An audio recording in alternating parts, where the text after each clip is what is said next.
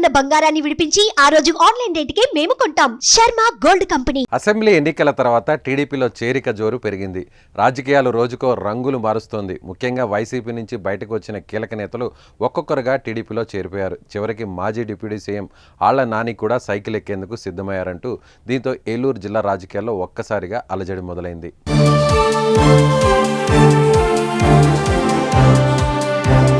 నేడు AP CM Chandrababu సమక్షంలో మాజీ డిప్యూటీ సీఎం ఆళ్ల టీడీపీలో చేరనున్నట్లు తెలుస్తుంది.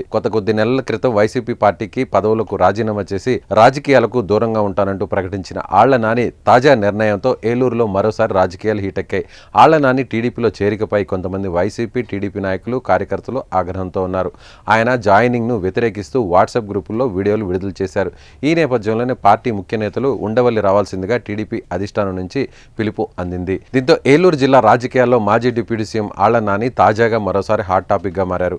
వైసీపీని వీడాక ఏ పార్టీలోనూ చేరకుండా కొంతకాలం మౌనంగా ఉండిపోయారు. తాజాగా పొలిటికల్ సస్పెన్స్కు తెరదించారు. ఆయన పార్టీ మారడం ఖాయంగా కనిపిస్తోంది. ఇప్పటికే చాలామంది నాని అనుచరులు వైసీపీ కార్పొరేటర్లు టీడీపీ తీర్థం పుచ్చుకున్నారు. వాళ్ళందరినీ ఆయనే పంపించారన్న ప్రచారం కూడా జరిగింది. అయితే తమను ముందుగా పంపించేసి ఇప్పుడు ఆయన టీడీపీ అధినేత ఏపీ సీఎం చంద్రబాబు నాయుడు సమక్షంలో పసుపు కండువా కప్పుకునేందుకు రంగం సిద్ధమైంది.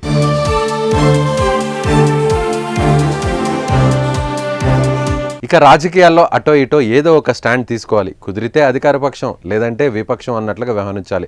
కానీ ఎటూ కాకుండా న్యూట్రల్గానో సైలెంట్గానో ఉంటే మాత్రం కష్టం. అదే విషయాన్ని లేటెస్ట్గా గుర్తించిన ఆళ్ల నాని సైలెన్స్ను బ్రేక్ చేయాలని డిసైడ్ అయినట్లు తెలుస్తోంది. కీలక అనుచరులతో మీటింగ్ పెట్టుకొని గట్టి నిర్ణయం తీసుకున్నారు.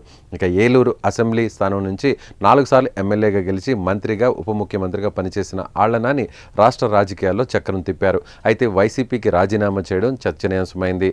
రాష్ట్రంలో ఇతర వైసీపీ మాజీలు ఇప్పటికే పవన్తో కలిసి జనసేనలో చేరిపోయారు.